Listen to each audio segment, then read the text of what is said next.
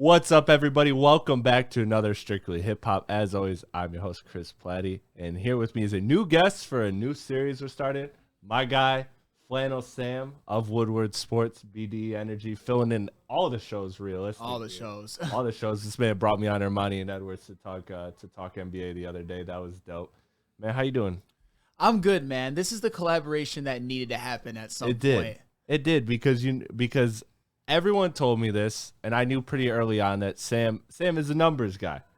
Sam is going to dive into the numbers, but he's also an art guy. Dude is very into music, very passionate about music. We have had some few discussions here and there, but never really got into it. And so Sam is a passionate guy. I'm a passionate guy. So I wanted to bring out this new series that I got, and I'm just going to see how this goes. And it's called Bring Out the Cape. And it's just albums, artists, songs that you just are willing to ride or die for. Songs that you swear by. And it can be either way. It could be songs that you absolutely love or songs that you think are absolutely trash. Just songs, artists, albums that you're super passionate about. And Flannel, you're the guest, so I'll let you kick it off. What do we want to start with? Do we want to start with a song, an album, or an artist? You know what? Let's start with an artist. Okay, let's go with an artist. Who's your first artist that you want to bring to this? Well, the first artist, and let me just preface this really quick. I'm gonna make this more of a hip hop slant. I consider myself, I'm not the same hip hop head that you are, or that Spencer is, or Easy, or even Lucas. So reason I say that is because my number one is obviously the Beatles, but we're not going to get into that. But in terms of hip hop artists, and it makes sense why I said all that, it's got to be XXXTentacion. Yes, and one of the reasons is how well he bridges all kinds of music into what he does. He literally could do it all. I will die on the hill that if he would have lived, he could have been one of the greatest artists ever. He would have just grown and gotten even better.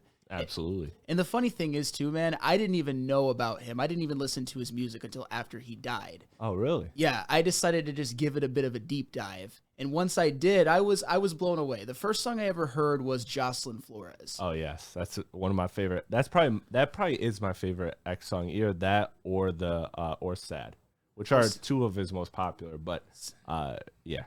Those are great songs. Yeah, Sad is phenomenal. Jocelyn Flores, just the ballad, the acoustic, the background vocals. It's just very haunting, I would say. Oh, yeah. But then, and this is the one that everybody knows the most, Look at Me. Yeah. To me, that I have never heard a song like it before or since. And I know a lot of people might say that it's sort of a standard trap song.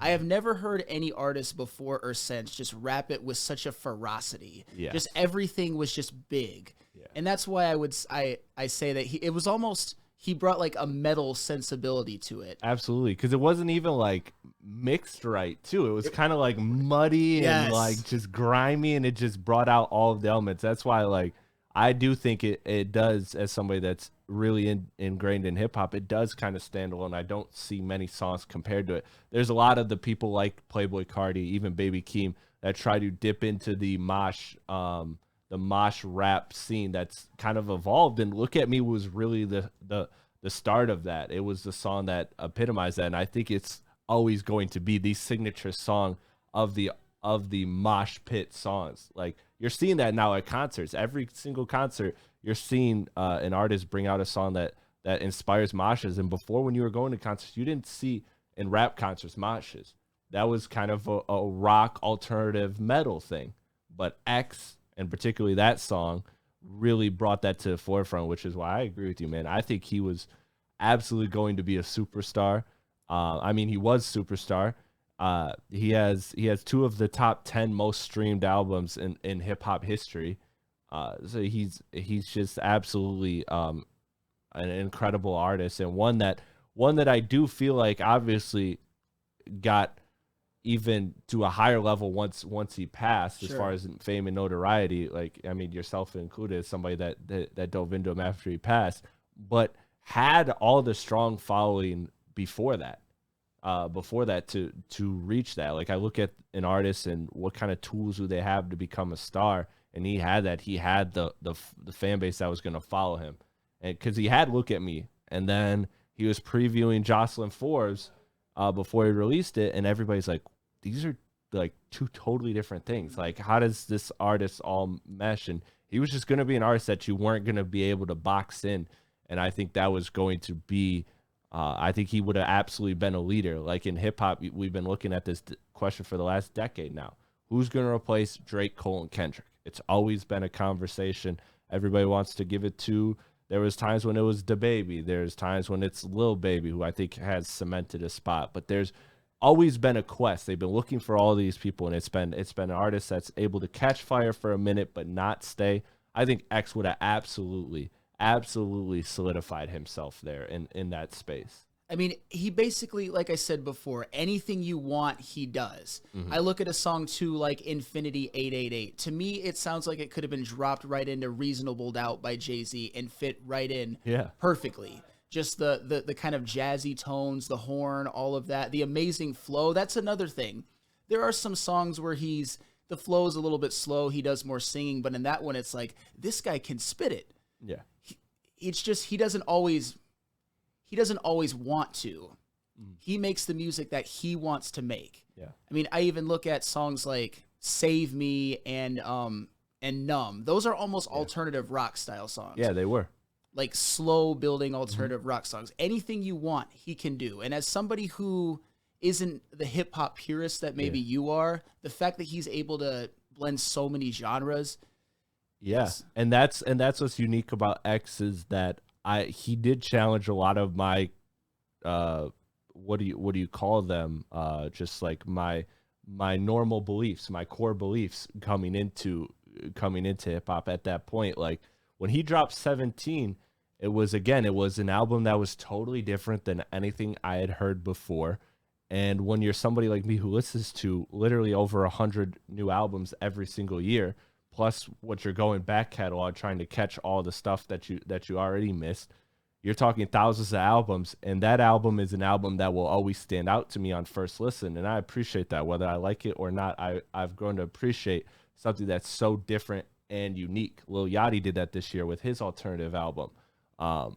And X, particularly, another thing he challenged was not only just the sound, but he also challenged just the listener, and the fact of that album was like 18 minutes. Like that album was very, very short. And he just said, no, these are my songs. He had that 10-second intro where he read some words. It was spoken word. And then he gets right into the album, and every song is like 2-3 minutes, and it's like 7 or 8 songs, and you're out of here and you're done. And now fast forward to what rap is now, and a lot of people are doing that. Kanye did that for a whole month. He had every artist on his label. You're only dropping 7 songs. You're only dropping 7, 8 song albums, and that was it. And so like X was so far ahead of everybody, and it was because he was willing to do whatever he wanted. And normally that would turn off someone like me at first, just because it's so different than what I'm used to.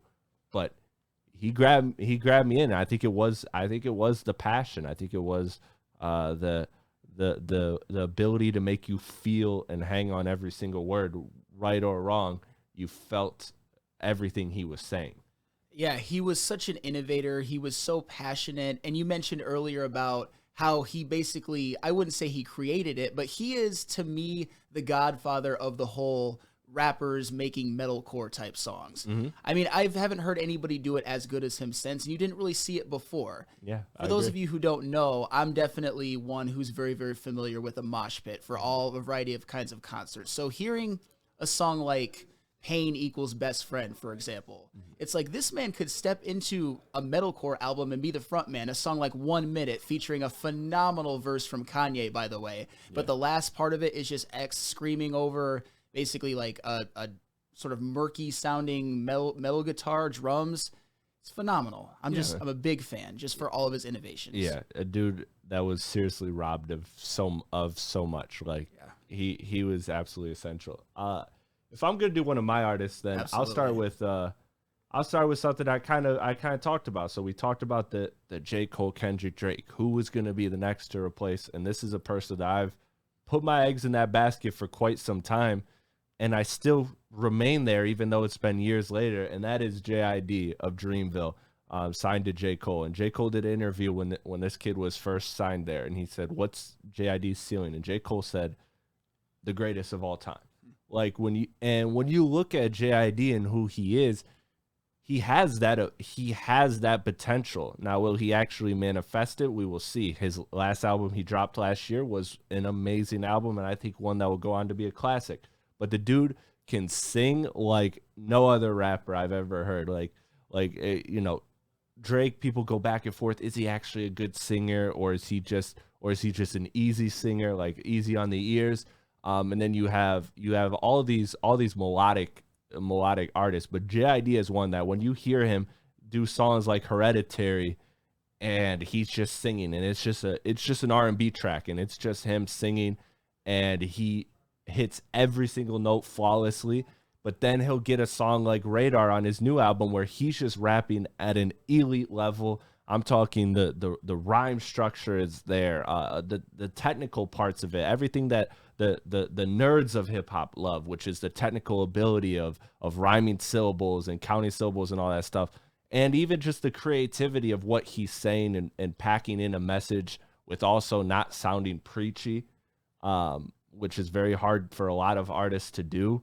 So I think he gets a lot of Kendrick comparisons, and I see why. But to me, truthfully, as Kendrick is my favorite artist of all time, my second, in my opinion, the second greatest rapper of all time. But when you look at him, JID to me sings better than him and can rap better than him. And so I think this guy's potential is limitless. I think he can do anything that he wants to do. And I think the Forever Story is a great example, a great glimpse into that. And I can't wait to see what this kid does next, because I really think that he is an artist that he's gaining a lot of momentum. He's getting a lot of hit records now. He's getting platinum plaques, all of that. So it's starting to buzz, even though he's been in the game a while and he's a little bit older. But I think that as far as just a simple tool set, he can do anything. He can get into he's a guy who I could have absolutely seen XXXTentacion collaborating with. He can go Sure. He can go that range. He can go all the way to the old school rappers. You know, he had Mos Def on his album. You know what I mean? Like, the dude has incredible range and ability. And so I think that he's one person that I'm standing the stake in the claim. I know people want to say, you know, the 40 laws of power or whatever, where it's like, you know, you can never be greater than the person you're signed to, and J. Cole is J. Cole. But I honestly think JID has the ability to be one of the best rappers of all time if he continues to work on music and put the longevity in, because I think he's absolutely essential. I was just going to ask, could you foresee him actually having a legacy that surpasses a J. Cole? See, I wanted to say like, if you asked me in 2017 when he dropped the Never Story, I would say yes. But now it's hard, because here we are. I mean, 6 years later, he's dropped fantastic projects and he's done nothing but elevate. But he doesn't quite seem to have a grip on rap the way J. Cole did. And also J. Cole in the last 6 years has also really redefined his legacy too. Like, he really changed his legacy. I think he was going to always go down as the third best rapper from this generation. And like, I think he was going to be left off top 20 all time lists and all of that. But I think now he's cemented himself in that position because of the feature run that he's done, where he's opened up that floodgate. He went from not doing any features to, I'm going to go on everybody's album and be the best artist. Then he dropped everything he did with Dreamville, the Revenge of the Dreamers, which was like I talked to my friends that make music, and that was like musical heaven to them. Where, I don't know if you're aware of it, but he did this thing where he basically just he sent out a bunch of flyers to a whole bunch of artists and producers and engineers and everything, and he said, "Hey, we are recording for 2 weeks in this location. Come out. We're gonna make a whole bunch of songs. We have a whole building full of studios, and everybody's just gonna bounce in whatever room, make whatever song, and we're gonna make an album." And it was the coolest shit ever. And so he did shit like that was very innovative, and he's just like spearheaded this whole Dreamville thing, and really been, of Drake and Kendrick, he's been the best as far as like a CEO of a music label. Kendrick's just now stepping into it. Drake's been in it, but J. Cole has done it the best. He has a Dreamville festival that's now reached another level. So I don't know if JID can do all of that thing because J Cole has done such a great job. But when I just look at talent, like, I'll be honest, I'm taking the Never Story or the Forever Story, his JID's last album. I'm probably taking that over every single J. Cole album, but one or two. And you know what? For the record, I think that J. Cole will also end up easily top 20. Mm-hmm. I can't believe those discussions ever happened, but I understand what you're saying. He's improved. He's gotten a lot better. Some of the latest stuff he's made is some of the best work he's ever made. Exactly. JID, though, that's an interesting one because I agree with you. He's very, very slept on, but he's one that if you really know, you see how talented he is. I mean, you see him as a singer. He could be an R&B singer on its own, but he's a connoisseur of the classics. Mm-hmm. He basically can do it all when it comes to rapping, singing. He's just so absurdly talented. He just hasn't quite grasped the following that others have. Yeah. And sometimes that happens to artists. And there's also just being talented doesn't mean that you're going to be an all-time great. It's not just about your flow. It's about your beats. It's about your melodies. It's about songwriting. It's about production, all of that, which JID, I'm not saying he's lacking in that. I'm a fan of his as well. That was a good one. I'm happy that you brought him up. It's an artist. It's an artist that I absolutely cape for. What's your other artist? Give me another artist, and then we'll jump to albums or songs. I am going to go with Kid Cudi for a lot of similar reasons to XXXTentacion. And let me be clear. When I talk about Kid Cudi, I'm not even mainly saying the whole of his career, although I really liked Man on the Moon 3 quite a bit. But that run he had with Man on the Moon 1 and Man on the Moon 2 was just, it was basically the soundtrack to my life, no pun intended, at that point, because I was basically going into being a senior in high school. It was the storytelling, it was the variety, it was the fact that there were so many genres kind of molded into one.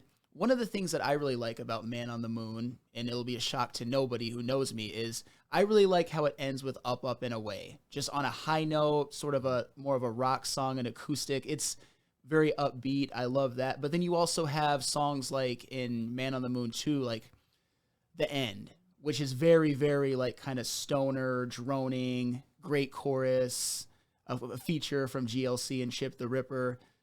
I don't know. There's just anything you want, you can have it. And for me, it was just such, I don't know how to explain it. It just means, it meant a lot to me at the time. And you even got like Erase Me, which is a classic rock song. Yeah. Basically. And then you got Ashton Kutcher, which is right before, which is I would say a borderline club banger, which you need at least one of those. Yeah, you do. Yeah, and in the first Man on the Moon 2, I mean, there's Alive, great song. Which album is Day and Night on? Day and Night is on 1. Okay, yeah, Day and Night's on 1, yeah. And I've obviously worn that one out. Yeah. We all have, but when it came out, it was just, whoa, what's this? Yeah. It was the coolest song ever. I loved it. Oh, yeah, and then Man on the Moon 2, you got Marijuana as well. Great song. I'm not really into weed, but just it's a good song. It's got very atmospheric. And I also, another one of the standouts to me from Man on the Moon 2 is Please Don't Play This Song. That's the one featuring Mary J. Blige. Just a lot more, I would say.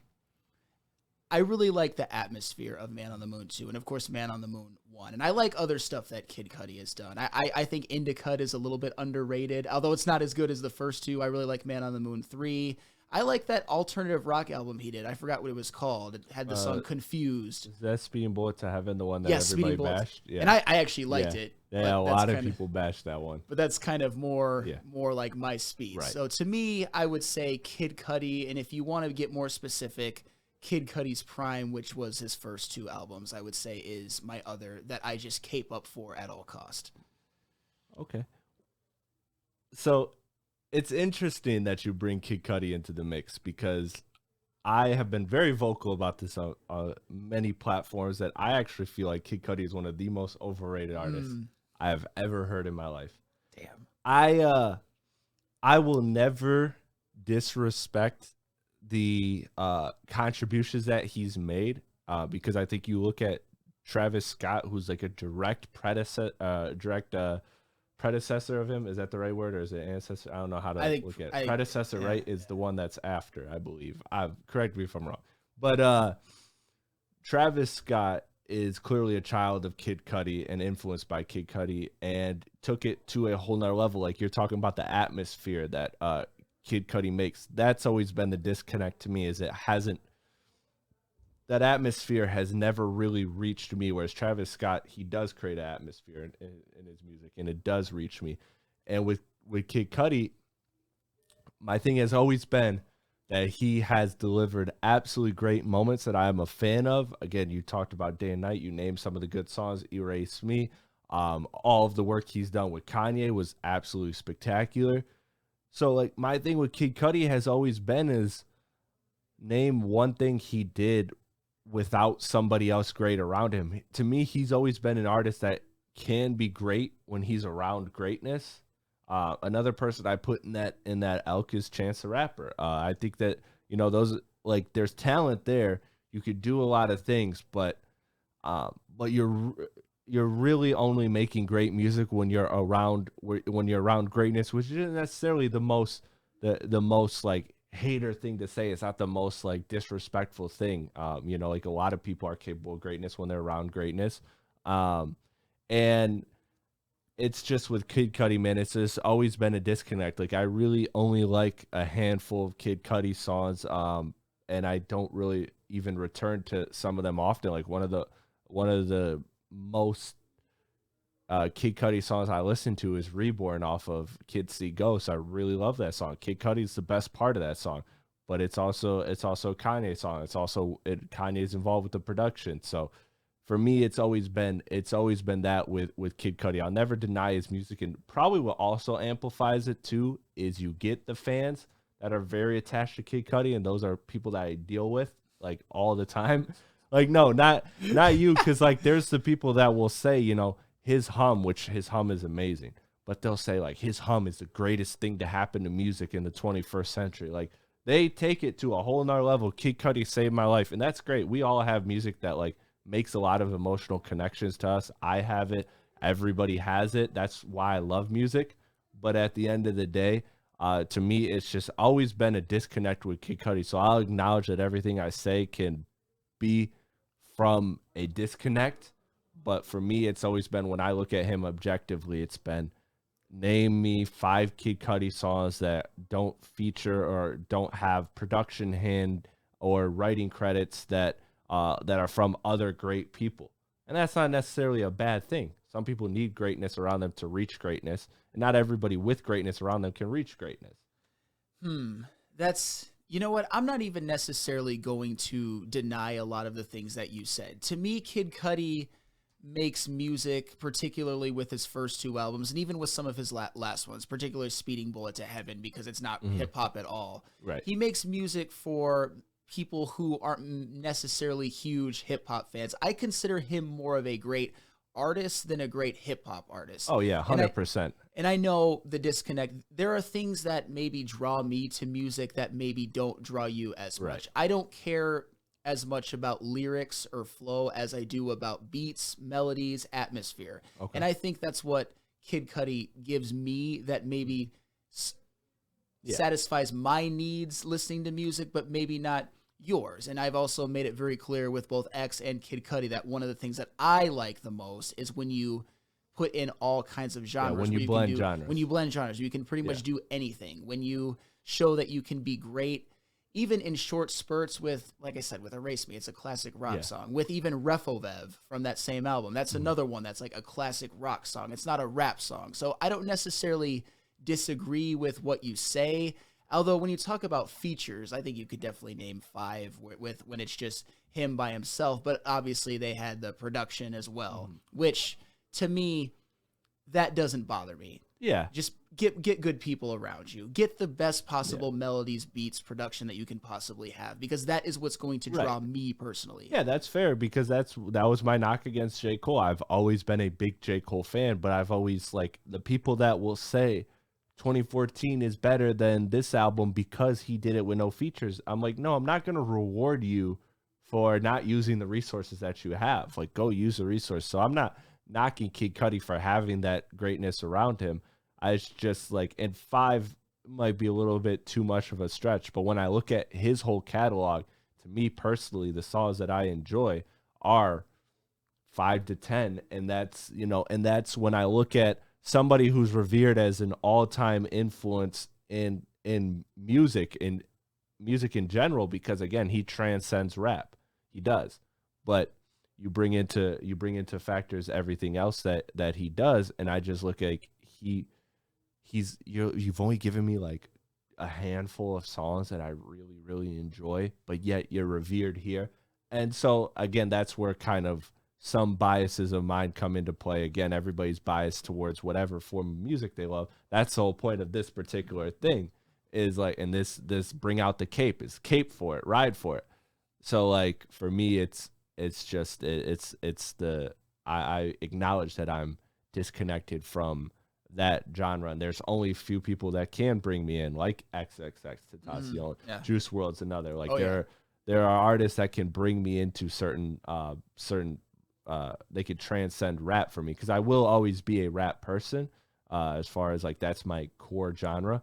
But I'm always gonna love R&B. I'm always gonna dabble in other genres, and if it's done well, I'm gonna appreciate it and enjoy it. Like I definitely have my preferences and what I love, but the great artist can bring me into another world and make me enjoy it. And so, yeah, like I know I'm gonna get a lot of hate for this, because people hate when I bring up the Kid Cudi thing, but for me, it's just that's what it is when it comes to Kid Cudi, and it's not necessarily a knock. It's just how I feel. I feel like if you've given me all these albums, like I should have at least 20-30 songs. Like if you're an all-time great, you should have at least 20-30 songs that I can go, okay, yeah, that's awesome. That's awesome. That's awesome. That's awesome. You should be able to give me 2 hours of great music if you've been around for as long as Kid Cudi has. And in my personal opinion, my musical preference, he has it. And in my personal opinion, he has. Yeah. And that's fair, which brings me to this. I'm curious to hear about your next artist that you cape up for. Who's given you 2 or 3 hours worth of music that is great? Okay, well, let's go to it. So I was actually going to I preference it because I had some rap ones, because I'm like, okay, is Sam gonna step into my world, or is he gonna step into my world, also take me to his world? Is he going to, like, where is this gonna fall? So I had some rappers prepared, and I had some R&B. I mean, dude, this list is extensive, because you just talk about, Chris, what are you passionate about? It's just a whole bunch of stuff. And I swore to myself there was going to be no Kendrick stuff, no Kendrick songs, not Kendrick the artist, no Kendrick albums. Talk about Kendrick way too much. He's obviously my favorite. So my other artist I'm going to cape for is Anderson .Paak. I think, name me a better R&B artist of the last decade. In my opinion, he's made the best R&B album of the last 15 years in Malibu. He's made great albums after that. He teamed up with Bruno to deliver another great album that I really enjoyed. He's been an active feature artist and one of the best feature artists. I mean, for every rapper that wants a smooth hook, they always go to Anderson .Paak. And he's showcased rapping ability as well on Oxnard, which is the least critically acclaimed of his recent album run, but I still find it to be a good album. I don't think anybody finds it to be a bad album. And then the dude can write great love songs. He can write pop songs. He can write socially conscious songs. Like Lockdown was something that Dr. Dre said in 2015 when he was on Compton, which is how I discovered him. Dr. Dre said that this dude, he locked him in the studio and he said, "You're going to be my Marvin Gaye." And I love Marvin Gaye. My dad put me on to Marvin Gaye. So that, like, my ears perk up. And I'm like, I love hearing this guy. And Dr. Dre, another artist who I love, is saying he's Marvin Gaye. And Marvin Gaye, what he did that was so great was he made, one of my favorite albums ever, What's Going On, which was a great album that was also a very social album and had a lot of social messaging in it. Every single song has some sort of deeper meaning. And Anderson .Paak did that with in one song in particular, Lockdown, when COVID first hit. And that was a beautiful song that gave me the Marvin Gaye flashbacks. I was like, dude, this dude really is so incredible. And then again, Malibu is one of my favorite albums of the last 15 years in general. The dude can play multiple instruments, is a top tier performer. Like when you look at him perform with Bruno, it was just he's so charismatic. He's so good. That's why I was so happy to see the Bruno thing happen, because he made Bruno come into his world musically, but he stepped into Bruno's world in terms of attention. And he delivered and he smoked it, knocked it out the park. Both of them did with that album, in my opinion. And so for me, like, I just don't understand how we're not having more conversations about this guy as being an all-time great artist, because he has the catalog, he has the ability to perform, play multiple instruments, write all sorts, a range of songs, has everything I look for on the checklist. He's got it. You mentioned how he did that album with Bruno, which was great, by the way, and they worked so well together. And I like that he did that. You mentioned it perfectly, that he got the exposure that being with Bruno does, because Bruno's obviously one of the biggest stars on the planet. Yeah. But Anderson .Paak, Bruno went into his world too. Anderson .Paak is more talented. I agree. He is more talented. I agree. He's a better artist. He just hasn't found quite the following. And you mentioned Malibu. That's one of those albums. There's no bad songs. It's five no stars skips. out of 5. Yeah, five stars out of 5, no doubt about it. And I know this is going to sound like a hot take. I think I enjoy Anderson .Paak even more than Marvin Gaye, but I find Marvin Gaye to be slightly overrated. Yeah, I mean, like, I'll say I enjoy Anderson .Paak more just because, like, this is the guy that I got to grow up and watch. Yeah, and he makes obviously more music that's more modern, but has the soulful elements. But like, I'll never argue that he's better than Marvin Gaye. Like, I can't even, as much as I cape for Anderson .Paak, I can't take it to that level, because I love Marvin Gaye, and as good as Anderson .Paak's albums are, like, I love Malibu, but What's Going On is great too. Like, those are two of my, if I'm being just fair, like, two of my, like, 10 favorite albums of all time. 2 of your 10, yeah. No, and What's Going On is great. Yeah. I'm not trying to disrespect Marvin Gaye. I'm just saying that it's more to elevate Anderson .Paak than it was to diss Marvin Gaye, because you mentioned it before. He's plays multiple instruments. He can give you the upbeat poppy songs, but he can also write some of the most beautiful ballads that you could ever hear, at least in the modern age. And if you're an R&B star, you have to be able, in my opinion, if you want me to enjoy him, you have to be able to do both. You can't just be like, a Boys to Men. You've got to have other elements to you where you can dance to them, where you can vibe to them, because a lot of those ballady R&B songs is just not for me. But Anderson .Paak has made me like him and more enjoyable to myself. So that is an out of left field choice. But I was happy when you mentioned Anderson .Paak. I was like, we've never had conversations about, like, again, I don't know how much, like, again, our conversation have been very limited musically. The only things I knew coming into this is that I know that you like rap and have an appreciation for all genres of music.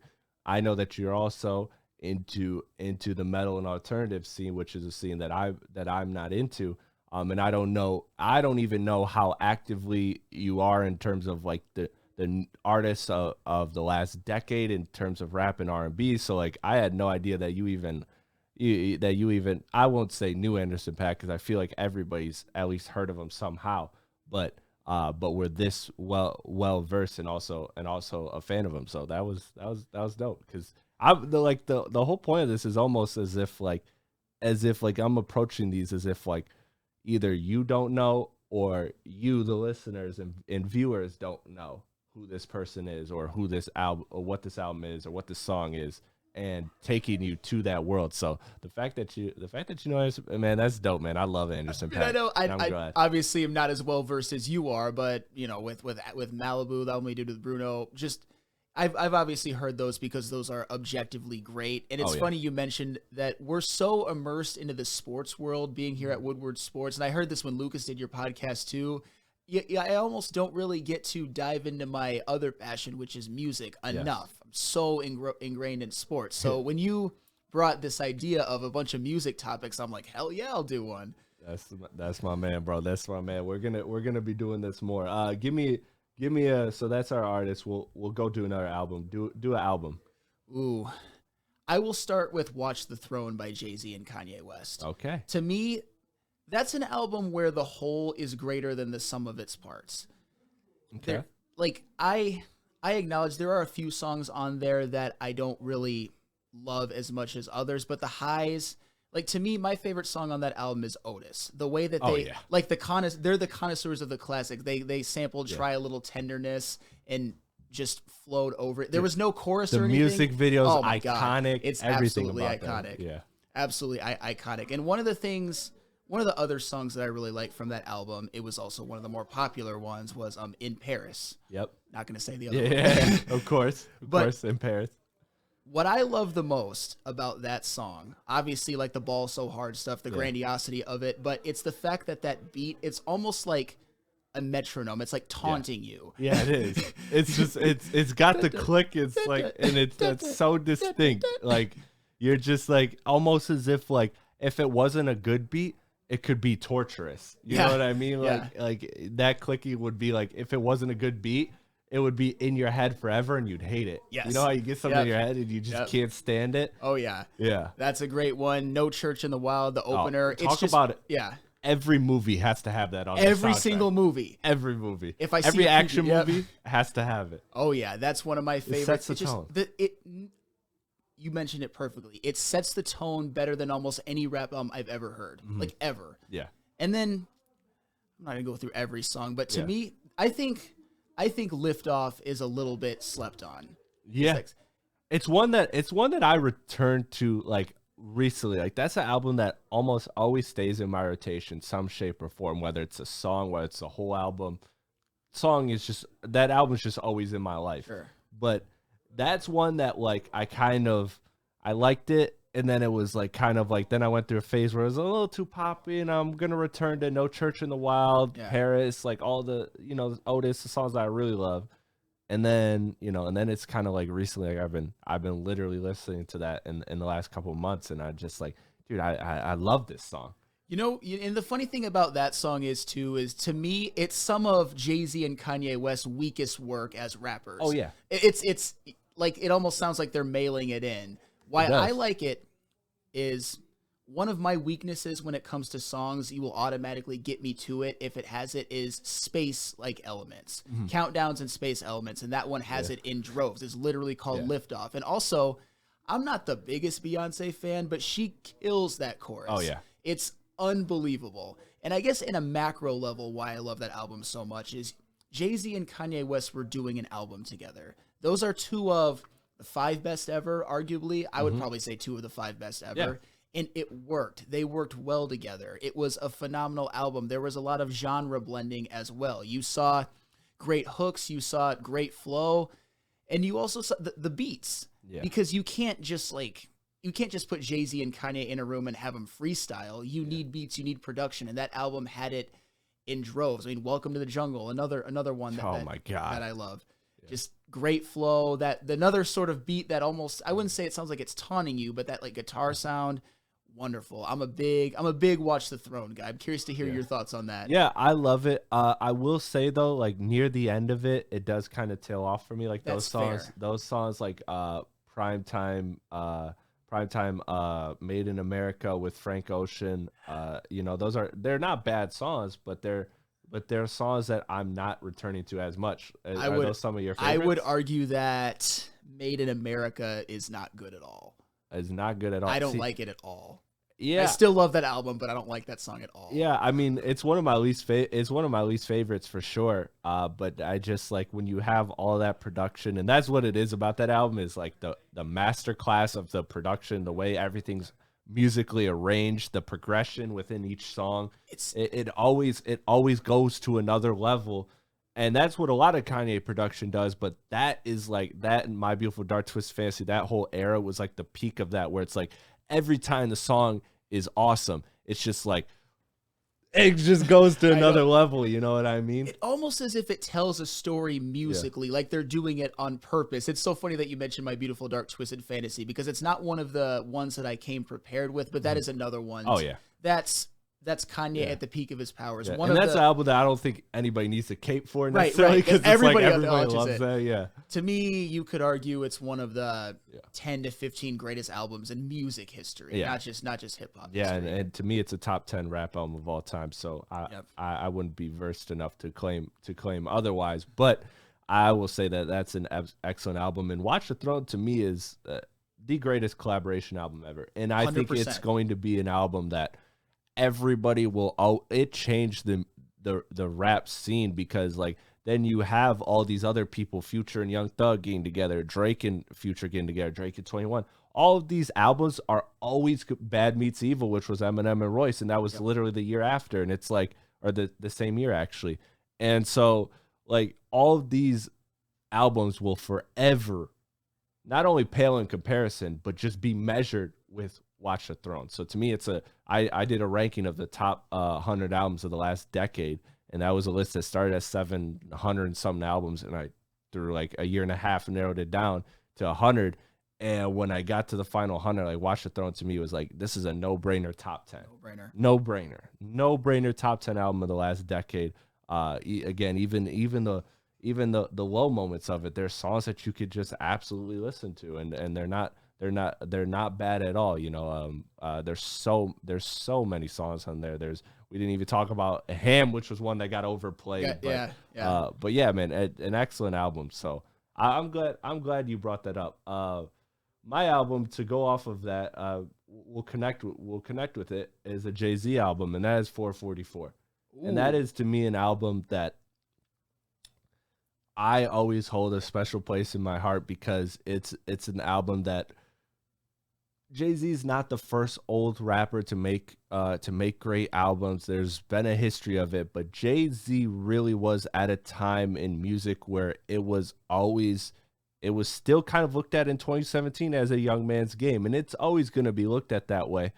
But with how good 444 was, you saw that, okay, these rappers can rap until they're 50 if they're great. Mm-hmm. They can rap until they're 60, 70 if they're great. Like, hip-hop wasn't old enough as a genre to see these artists age.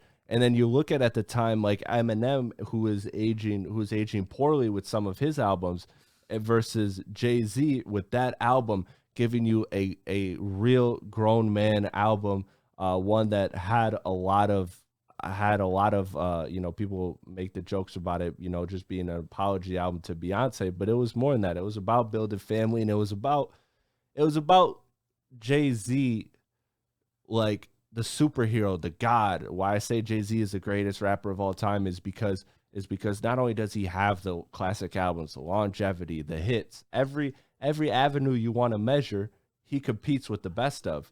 But you add to that, he just had that natural swagger and bravado, like, or has it, like, to the point where like, if you're trying to tell me what is hip hop in a person, it's like, it's Jay-Z, it's Tupac, it's like, those are the people that embody it. The whole culture, the swag, the bravado, the rags to riches story, everything of it all, Jay-Z is. And on this 444 album, he starts it off with Kill Jay-Z. And it's about killing his ego. It's about breaking him down. 444 sounds like a song where Jay is getting stabbed. Like, it's so crazy, it's so dramatic. The background vocals are so intense, and it feels like a man that's on the verge of losing it all. And that's something that's so different from a guy who for 20 plus years always walked in every room, I'm the greatest, I'm the king, and you will address me as such. In this album, he stripped it of that, and I think because he did it so honestly and did it so and shout out No ID for the production, the samples that he flipped were awesome in there. When he flipped the Lauryn Hill, the Lauryn Hill sample, like for sample. Moonlight. Yeah, that's bro, cool. Like when he sampled, when he did that, all of the things that he did on that album were absolutely musically incredible, but also just from a standpoint of what it did for rap. And I look at now, all of these older rappers are not scared to be old. Like Nas had Life is Good, which was a great album, an album that showed, okay, like an old rapper can rap very well. But now look at what Nas is doing since 444. And I'm not going to say Jay-Z directly inspired that, but look at the run that Nas has been on since and all the great albums he's given. And I think that Jay-Z is is honestly the blueprint to it. No pun intended. For lack of a better word, he's a blueprint. The funny thing, and I'm glad you mentioned that, Jay-Z at that point, I'm not going to lie, I didn't think that he was done, but I didn't think that he was, I thought his best work was behind him. And I still think it was, for the record. Yeah. I'm not quite as high on It's like you're not going to hold Magna Carta and like, you know, Kingdom Come. You're not going to hold those to the Blueprint, Reasonable Doubt, Black Album. Those are clearly the past. Absolutely. And 444, why I'm not quite as high on it as you. I still respect it and think it was a damn good album. And Jay-Z, we're talking about GOATs. He's not necessarily my number one. I don't have a definitive number one, but he's certainly in the running. What 444 was to me in a lot of ways, I'm going to relate it a little bit to NBA basketball. 444, although maybe not quite the achievement, reminded me a little bit of LeBron's 2020 title with the Lakers. Yeah. He's not done putting out great albums. That's just why I think that Jay-Z is the LeBron of rappers. When you look at the highs, the longevity, the fact that basically since day one, I would argue that since day one he was the best, or he was one of the best for sure. Right. From That's album a great analogy, from album one, which we'll get to later, by the way. Okay. Yeah, no, that's a great one. Jay-Z is, I don't know if I was hanging out with the wrong people for a while, but he got slept on and disrespected. Yeah. I'd say maybe I don't know if you noticed there was that. There was a lot of the, he benefited because of Big's death and all that. And he's even addressed that in recent songs. He said, you know, Hove would still be Hove if Big was here, you know? So that was a real conversation. It was a small conversation. Again, I think that's one of those conversations where you see what's number one and you're just trying to poke flaws in it. Like when you poke flaws at LeBron or Jordan, we say, well, yeah, Jordan wasn't a great teammate. Dude, who cares? He won every single time he was in the finals. Like, you know what I mean? Like, you're just, at this point, you're nitpicking greatness. Oh, yeah. And I mean, Jordan's another one that you nitpick. LeBron gets nitpicked a lot. I mean, those 2017 and 2018 final performances, I know this isn't an NBA show, but those were phenomenal performances. He just happened to run into a better team. Exactly. Like the Steph Curry, Kevin Durant, Draymond, Clay. I say the 2017 Warriors is the best team in NBA history. I agree. I actually 100% agree with that, which is crazy because Flannel Sam, when he comes with the hot takes, usually it is a hot take. You're sitting here ducking out of the shot and avoiding it all. But you want to jump to your other album? Yes, Jay-Z Reasonable Doubt is definitely the other one that I cape up for. And let me just give the audience a little bit of a backstory. So I'm on a text chain with you and all the members of the Woodward Heavyweights, and we might have even gotten into it a little bit in person. I don't remember it. But one day, it was you of all people, I believe, that responded to something saying Reasonable Doubt is overrated. And I don't usually I get triggered from time to time, but that was one where I immediately was just like, you bite your tongue, Chris. You bite your tongue. Because to me, Reasonable Doubt is not only Jay-Z's best album, it to me is a top 5 hip hop album ever. And one of the greatest debut albums, period, in music history, not just rap history.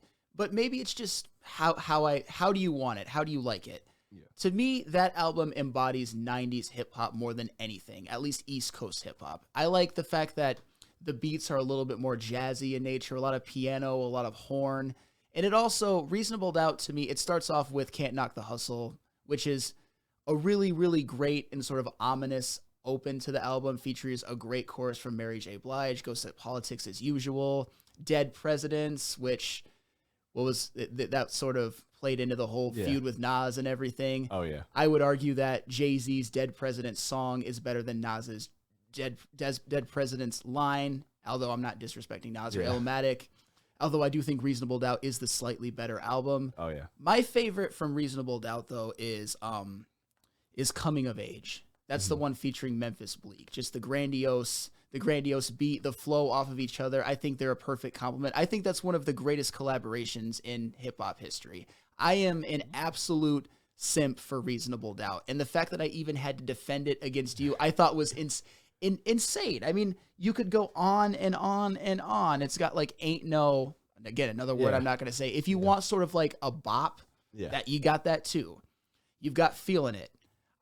I'm a huge, huge fan of that album, and I think it embodies 90s rap almost, at least on the East Coast level, more than any, including Ready to Die and it from Big, including Illmatic. I think it's better than both of them, and I think it is the best Jay-Z album. I think it's clearly even better than the Blueprint and the Black album. I think it's those two are a tier below. A tier, like a whole tier. There's A++ Reasonable Doubt. There's, I would say, A+ Blueprint, and then A Black album. That's what I would say. But I know you're a lot higher on the Black album than I am. Yeah, and lower on Reasonable Doubt. Yeah, I am, and that's really like, I hate saying lower on the album because it's like, I hate getting into, I love and I hate it, but the thing I hate about these discussions for me is like we live in the world where everything is either overrated or underrated. There's no properly rated, and there's also no there's just not a lot of gray area. Like when we are on air, like what are the takes that are the biggest takes? It's the ones that this guy is trash, this team is trash, or this guy is the best, this team is the best. That's what it is. And so it kind of, that's like the culture we're in, is it's very strong and opinionated. And, you know, you can even bring that to the political landscape, which we're not going to do. But you know, everything is the land of extremes.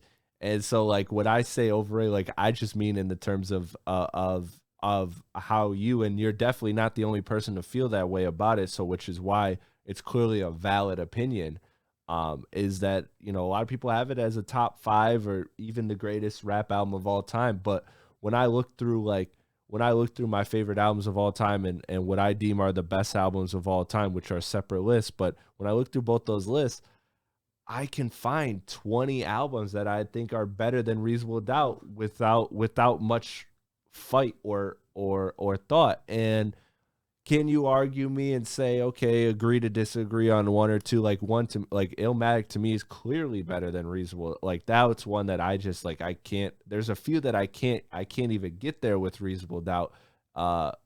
And let alone there's another, you know, 10, 15, 20 that I can say, I believe it's better than this, this album's better than Reasonable Doubt for these reasons, but you're not crazy for saying that Reasonable Doubt is better. So, and that's where I'm at with Illmatic. I'm not trying to disrespect Illmatic. Oh yeah. Like Illmatic to me is top 5 ever, but just Reasonable Doubt. It just shows how much I love Reasonable Doubt. But of course. And so that's kind of my only pushback of why, like, I will say the word overrated when it comes to that album is because to me it's honestly the 3rd best album in his discography. And like personally, I like 444 more. Like I enjoy listening to that album more. I have more of a connection with that album, but at the end of the day, if somebody says Reasonable Doubt is better than 444, I'm definitely not going to argue it. Like I don't believe in my heart of hearts if I'm being objective, because again, the part of music is like you have the part of music that you just love what you love, and that's what this is about. But then you have the like you try to be objective sometimes, and it's a balance. And so like if I'm being the objective side of me can never say that Reasonable Doubt is worse than 444, but the fan side of me likes 444 more, and definitely likes the Black album and Blueprint more. And the Blueprint especially, I definitely believe is a much better album in terms of it is more pop than Reasonable Doubt for sure. But I think it's very balanced too. Like you do have Song Cry, you have Renegade, which is regarded as one of the best songs ever. And then you have Takeover, you have just everything. You do have some songs that some people aren't necessarily the craziest about. You know, I know some people don't like, you know, Hove. Some people don't like Girls. Those people. Yeah. I love Girls for the record. I'm a huge fan of that but song. you have that. You have like groups of people. So like again, I won't sit here and super duper argue somebody to no end about Reasonable Doubt being worse than that album. But when I look at that album in its totality and its highest moments, I'm looking at Blueprint in a much higher light than I am Reasonable Doubt. And when I say all this to say, like, it's definitely a top 20, 25 album to me. Like I can say that confidently. You know, I can say that confidently that Reasonable Doubt is in that range, but it's not to me. It's just not top 5 unless you're one of those people that says everything is top 5 and you have 20 things in your top 5. Ooh. Then then okay, then we have then okay, then we agree. Then we agree, right? Reasonable Doubt is like, to me, it's like a top 20, 25 album. But like if you're actually picking 5 albums as your top 5, you know, like to me, it definitely falls short of that in my opinion. So that's where like the overrated comes from. Say all that to say, it's one of my favorite albums, and I love that album. No, but, and that's, you know, that is 100% fair. And just for the record, I forgot to mention that album also has Brooklyn's Finest, obviously the great Jay-Z and Biggie collaboration, their most well-known one for sure. And I like how you mentioned, when you talk about top 5, there's always people who are like, we get that all the time, man, in sports and music. 5. Yeah, it's everybody's top 5. It's like, okay, well, how do you got 7 people in your top 5? Yeah, you know, like do the math, like stick to the math. You know, everybody wants to be a top 20 of all time or top 50 of people. Have 100 people in their top 50 of all time. It's like that's not the math, you know. Yeah, and if you want me to, like, if there are 2 albums to me that are definitely better in it when it comes to rap, and that would be My Beautiful Dark Twisted Fantasy and Good Kid, Mad City. Those are the 2 that I would definitely say are above it. And I might even put one of my favorites too that I think we would all agree is a classic is Outkast Stankonia. I think that would also be another one that I would put above it, but I don't even know. To me, but that's maybe. Yeah. Ask me on a good day, and I might say Reasonable Doubt was number 1. I know that's not a strong stance, but to me, you could argue it's 1, you could argue it's 5, you could argue it's 4. To me, and I just proved it. I'm not putting like 30 things in my top 5. I gave you the ones that I think are in the same category. Fair enough. I respect that. Yes. So let's jump from an all-time great to not an all-time great album. I'll just say that's an album that I love, ride and die for. Definitely not an all-time great album, but one of my personal favorite albums ever. And I feel like this is going to be, of our conversation, the most out of left field. We've been talking a lot of grandiose, like parts of rap. Like we've talked about Jay-Z, we've talked about J. Cole, we've talked about Kanye. We've talked about all of these big moments in rap, and this is not by any means regarded as a big rap album, but it is an album that I ride and die for, and that is 2088 by Jhené Aiko and Big Sean. I ride and die for this album. Talk about 8 songs of perfection. This is just A1 chemistry between artists. Like I love Marvin Gaye and Tammy, you know, they make great music together. Like Big Sean and Jhené, their chemistry is so perfect. And you knew that from the songs that they did before. And Jhené is an incredibly talented artist. She sounds good on a lot of people's music.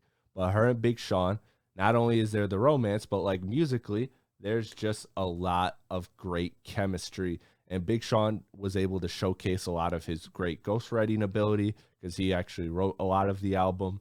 But it was obviously a very collaborative process between the two. And the funny, like, gossipy story for the people that love the gossip about this album is this album was being made while Jhené Aiko was married. So this album was in a very real sense Big Sean stealing Jhené Aiko from her husband. Like when you look at the songs and the chemistry and the very, every song is so sexual. It's like, and these two end up together. It's like, okay, well, you know, it's there, but you know, that's just for the people that love the gossip part of it. But I love this album just for, again, the blend that they have, like on the way where they're going back and forth about meeting up to hook up and whatever, and it's just very playful. And she's teasing them with, my body's wearing like this and this and that and blah blah blah, and I'm playing with myself and all that. And Big Sean just comes right back in and interrupts her, and he's like, yeah, I like how you're talking, but that talking better turn to action when I walk in. And it's just like, it's just so great, their chemistry. 2-Minute Warning, the talk show, which was awesome. They did this whole like skit song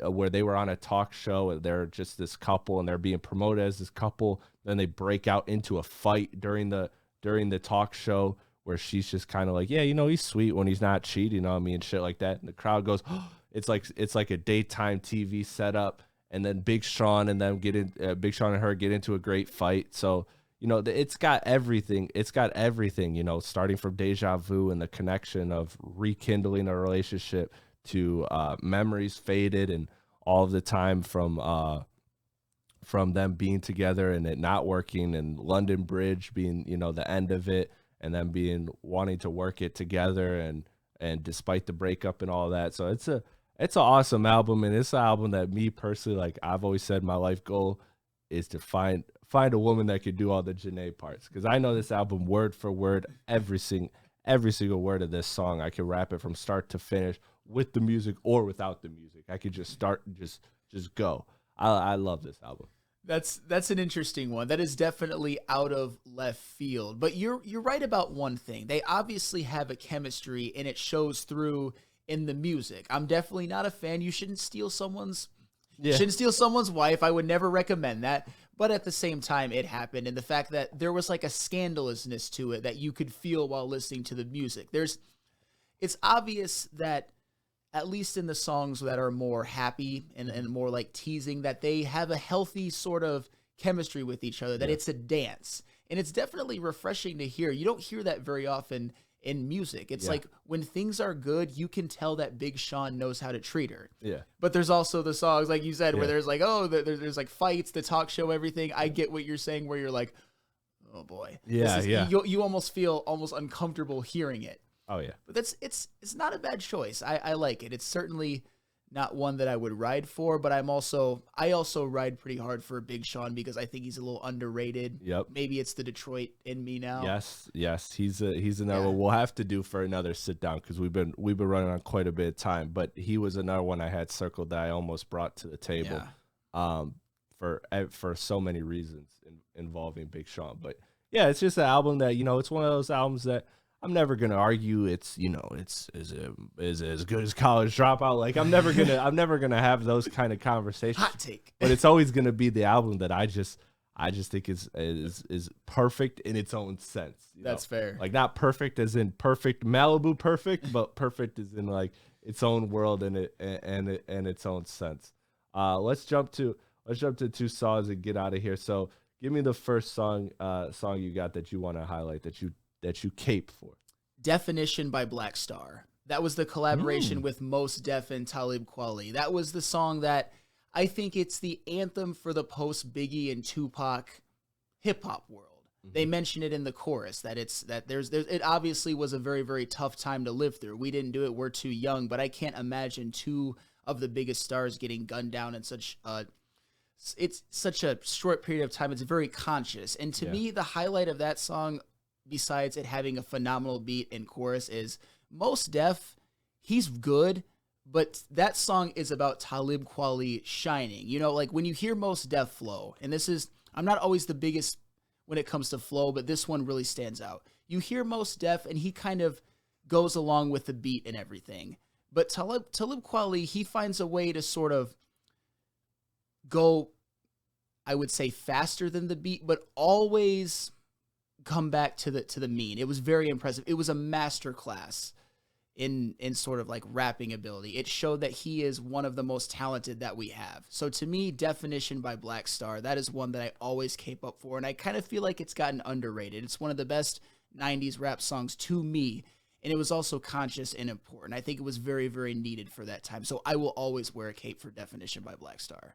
That's a very good choice, and that's a very good song. One again, like, especially when we get to songs, like, you have no clue who's gonna pick what, because, you know, we're talking at this point, we're talking between the two of us. I mean, damn near probably, if not close to 100,000, somewhere in that ballpark of songs we've listened to in our lives. Yeah, that's a good one. That's one I didn't expect, and I just keep going back to that Yasin Bey on that JID album. Man, he killed that. He killed that. Every time we talk about Mos Def, I think of that recent feature and how much I want more. I want more Mos Def. For me, I'll go with LOL SMH by West Side Boogie. So I have a third-party app that tracks songs that or tracks all my music listening habits.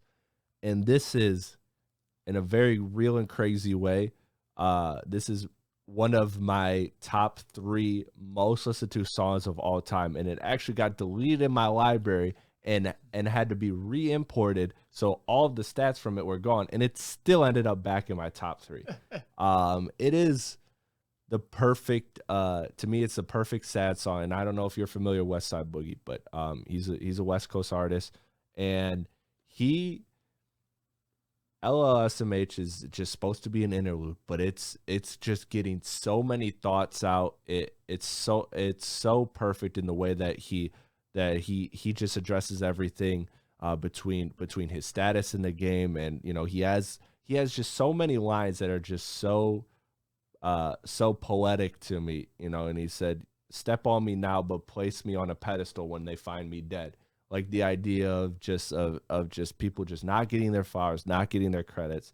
And then it gets into a whole second part that talks about relationships and everything that he's personally been through. And and he has one of these lines, and it's always been a line that stood out to me from the second, because as happy of a person as I am, I love great sad music. I think there's nothing like it. There's nothing like being like completely emotional. And he has this one line, and it's so simple, but it just will always chill me to my core, like to the point where I genuinely think about situations I'm in with certain women, and I hope to God that this never becomes my situation. And he has the line, and it's "Don't remind me about Janae. I helped her get on her feet just to see her walk away." Ooh. And it's just the idea of, it's the idea of, man, like I feel that because I put a lot into certain women. And if that goes left, if that doesn't reach the level you want it to reach, it's a completely empty feeling. And I know this song is so sad, and it's like such a switch up from the fun conversation we're having. But it's, to me, man, it's like when you do that perfectly, when you do that so perfectly, it will always blow me away. It will always grab me in. And it's a song that even when I'm in great moods, I can listen to it. I can listen to it at night. Before I go to sleep. I can listen to it when I'm chilling by myself. I can listen to it when I don't really play it when I'm chilling with friends, because I know that's not the atmosphere for it. But I'm comfortable playing that song in damn near any scenario. And the lisp that he has almost makes it even feel more real and pure, because Boogie's just always been an honest artist. And that's what he's an artist that I cape for. But that lisp almost, it can turn a lot of people off musically, because it's just like, again, you're talking about, you're into the melodies and the flows and everything like that rather than the actual lyrics. But his lisp can turn a lot of people off. But for me, it just like, it makes it feel almost like the imperfection makes it feel more even real and more emotional. So West Side Boogie and LLSMH is an awesome song, and a song I stand by. Ooh, that line that you mentioned, that got me. Yeah. Because what is every man's biggest fear when it comes to a woman? That you're going to date her, she's kind of going to be a little bit of a project, but once she leaves you, she makes it big and you have a lot of regrets. That is every man's biggest fear. Oh yeah. And I think we've all experienced it up to some point. I obviously found my forever with my current wife, or my forever wife. Yeah. But we've all had experiences like that where you date someone, there's a lot of rocky times, and then you break up, and maybe because you can't find somebody new, or maybe because you see them one day and they're looking real good, you're just like, oh shit, what did I do? So that was a very like raw feeling. I mean, it's one that's a line that really does stop you in your tracks. You're like, oh damn, it's not the most complex line. It's not this line that you have to sit there and think about. It's just so honest, and it's just so, and the beat is just doing so many things at once. There's so much going on in the beat, and for him to just have that line, just like with all the chaos going in, and it still grabs you every single time. So it's an awesome song, and it's a song that I definitely recommend anybody that, especially somebody that likes sad music, and people that know West Side Boogie know he can rap his ass off. So if you enjoy good sad rap, like, it's just like, you're just not gonna find much better than that song. Good choice, man. I like it. I'll give mine now. My second one, I am gonna go with the song that is my favorite rap song ever. Okay. Number one. And you're gonna like this one. You're gonna like this artist, and I think it's very slept on in terms of his songs. "The Recipe" by Kendrick Lamar is my favorite rap song that has ever existed. All you need to hear to know that you're just in for something phenomenal is that plain and then that beat. Yeah. To me, the greatest beat in the history of hip hop music. It's just I love that beat, man. Oh, it's Dude, like that's one that just like every time you mention it, it just like it automatically comes in your head. And it's one that when I was listening to the album, when I first got exposed to Kendrick, when I first got exposed to Good Kid, Mad City, rather, it was just hypnotic. Mm-hmm. Like those, like that like every single time just gets you. It's such a perfectly written song. Dr. Dre is such a perfect person to have on it. It's just I haven't been to California since ironically 2004. The summer the Pistons won the championship. My family went to California, and so I haven't been back there since. And I just know that song takes me to LA every time I'm there. And that's the thing. I've never been to California, but when it's such an ode and a love song to California that you can just feel they're passionate about it. I mean, when you talk about West Coast hip hop artists, Dr. Dre and Kendrick Lamar are two that you mentioned, at least two of the first two that you mentioned. Yeah. And in my opinion, Kendrick Lamar has topped them all. Best West Coast hip hop artist ever, arguably best hip hop artist ever. Dr. Dre is obviously important too, but we all know what the problem with Dr. Dre is. He puts out The Chronic, waits 9 years, puts out The Chronic 2001, and hasn't done a whole lot in terms of his solo career, even though everything he's put out has been great. So just even hearing him on that song drop a couple of great verses, it was refreshing. It was very pleasing to the ear. And of course, to me, the best part about it, that chorus, you may catch me in Atlanta, all that stuff, they've been everywhere in the world, but the one true like place, Cali. Women, weed, and weather in California. It's just perfect. When you talk about favorite songs of all time, it's in my top 5, top 10. It's so crazy. Yes. It's a bonus track. It's a bonus track. It's a bonus track on an album, and it's like I get why it's not on the album because it doesn't fit the structure of the album. It doesn't fit the story, the narrative, but like, god damn, what a great song. Like it's perfect. Like, let me just put it this way. Good Kid, Mad City. Remember I mentioned when I talk about top 5, to me it is firmly in there, and it might even be number 1 for me. Mm-hmm. The Recipe was the bonus track. I think The Recipe is better than any other song that's on that album. And that album is full of some of the greatest hip-hop songs that have ever existed. Yeah. And The Recipe, to me, at least in my opinion, is better than all of them. And it's not even, to me, it's not even so much of a personal preference, because you talk about some of yours where it's like my favorite, but I can't objectively put it over those. To me, The Recipe, in terms of where it's looked at, I know it's a fan favorite. I know you love it. I know everyone I talk to loves it, but it's not as acclaimed as some of the other songs on that album. But to me, it's better than all of them. Best hip hop song. Yeah. Well, maybe not the best hip hop song ever, but my personal favorite. Oh, I like that. So I had a list that I made. This was way back. Let's see when I made this. I made this in 2019 for a friend who loves movies the way I love music, the way we love music. And so I was like, okay, I'll watch movies, you listen to music. And it was like a trade-off. Let's get into each other's passions. This is still to this day one of my good friends. Shout out to Bass. And so he's like, what are the 50 best rap songs ever? And I'll do like the 50 best movies. And I was like, songs is so fucking hard. It's so hard. Because like, how can you even do that? Yeah. But I did it. And like, I don't necessarily like, it's a list that obviously every day will change. So I'm going to highlight my number 2 on it, which could obviously any day easily be my number 1.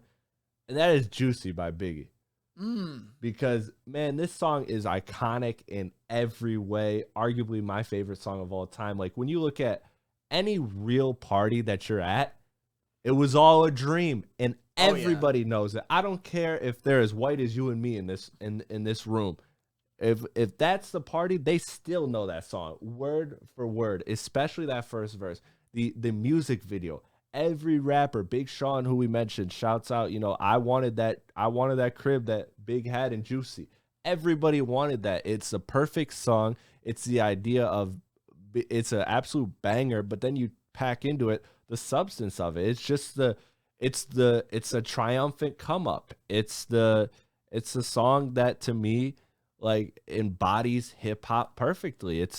We have achieved this. We have achieved greatness. We have come from a situation that is far less than favorable, and we made it to this amazing place in life, and I love life. You know, Biggie has a line, you know, damn right I love the life I live. Flipped a negative to a positive, and it's all good.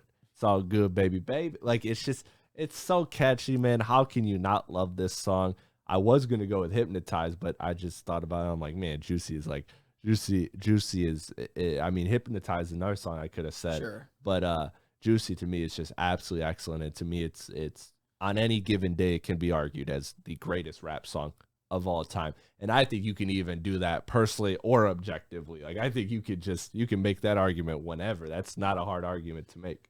You opened up a can of worms there, which is interesting. To me, Juicy is, I feel about Juicy the way that you feel about Jay-Z's Reasonable Doubt. I appreciate Juicy for what, I mean, the come up story. It's the hip hop American dream. Yeah. I mean, what more can you say? That's a great way of putting it. But on that album, I much prefer songs like Machine Gun Funk and The What. I find them to be more catchy, even if they're not as substance oriented. So I like Juicy a lot. Everybody loves Juicy. How can you not? And you respect, when you talk about storytelling, it's one of the best hip hop songs ever.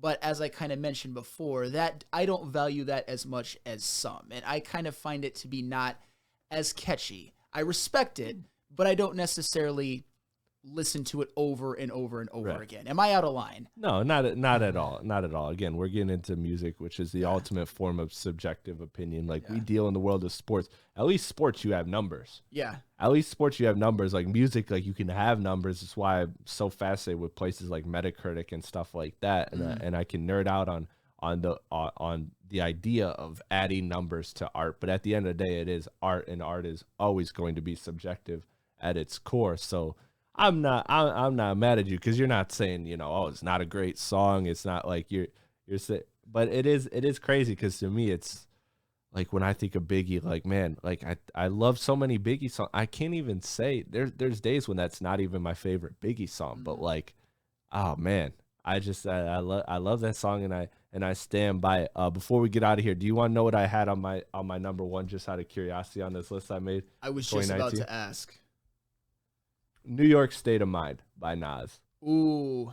I just feel like when you hear that beat, it's just like, nothing screams hip hop more than that. Like, if I had to show an alien that visits Earth what hip hop is, the first song I'm playing is that. May not be the best song, but like, this sound just captures hip hop perfectly, and Nas raps his ass off on it. It's a song that everybody knows, everybody loves. That to me would be like, that's the one I put as my number one of all time. Like, you know, the hard hitting drums, each layer is just totally in sync. But yeah, I love that song, and that was like, I looked at it that way. If I'm showing somebody hip hop that's never been introduced to the world of hip hop, like, that's what that sounds like. It sounds like it was made 30 years ago, but it also at the same time is not in a bad way made 30 years ago. You know what I mean? Yes, that is an excellent one. I feel that way about The World Is Yours. I love the New York State of Mind, but The World Is Yours, out of that phenomenal album, that's the one that has always stood out to me. And that's one that you could look at as, if you were to show someone hip hop, that's one of the maybe 10 to 15 that I would choose from to choose. But New York State of Mind, when we talk about that album, that might be my second favorite on the album. Iconic song. And if you're going to pick it from an album, Illmatic is not a bad one, because that is, not to get off on Illmatic for a second, but it's not just great. It's so consistent, and it's easy on your sensibilities and your ears. It's just like 10, 11 songs, shorter. Yeah. No wasted notes. No wasted lines. None. Exactly. Which is why I was just arguing over Reasonable Doubt. But thank you, Flannel, for coming on, man. You're my guy. For having me, man. Dude, I want to have you on these more. As you can see, we clearly got more we could get to. We could tap to. I'm gonna have this series open to any and everybody, but I definitely want to have you back on for this and any of the other 20 ideas that I sent in the massive text thread. But man, thank you for everything that you do, both personally with the network, always helping me out, but also just coming in here and having a music conversation, man. We don't get to have those so often. It's always just, why do you hate Ben Wallace? You know what I mean? It's always just the same conversation with us with sports. What's going on with the Pistons, and the Pistons suck and all of that. But it was nice to have a fun music conversation with you, man. I appreciate you. I appreciate it. We've definitely vibed since day one, but we don't get to have these conversations as much as we should. So this was a good one, first of many. I know you're a busy man, new dog, married, everything that you got going on with the network here, but we definitely got to find time to do more of these. Absolutely. Like I really do mean that. As long as you'll have me on. Always. Thanks, thank you everyone for tuning in to this episode of Strictly Hip Hop featuring my boy Sam Flannel Sam Flannel, however you want to go by. My guy, catch him every day on BD, Monday through Friday on the Woodward Sports Network, and I'll have a link to his socials in the bottom. Thank you everyone for tuning in. I greatly appreciate it. Please check me out if you're brought here on behalf of Flannel Sam. Thank you. I appreciate that. Check me out. This is my new YouTube page, just launched. And then on top of that, I also am on the Woodward Heavyweights on Woodward Sports, live every day, Monday through Friday, 5 to 7. And my music live stream that I do with Imperial Media TV every Friday at 7:30, going over the latest music. But for this, help the YouTube channel grow. I'm really trying to push the YouTube channel. I'm just diving into this realm. So please subscribe. Leave a comment. Tell us what your favorite art. What's the album, artist, or song that you are just riding and dying for? What are you caping for? And also, please give this video a like. Please share it on your socials and tag us. Again, all our socials will be in the bottom. Thank you, and until next time, peace out.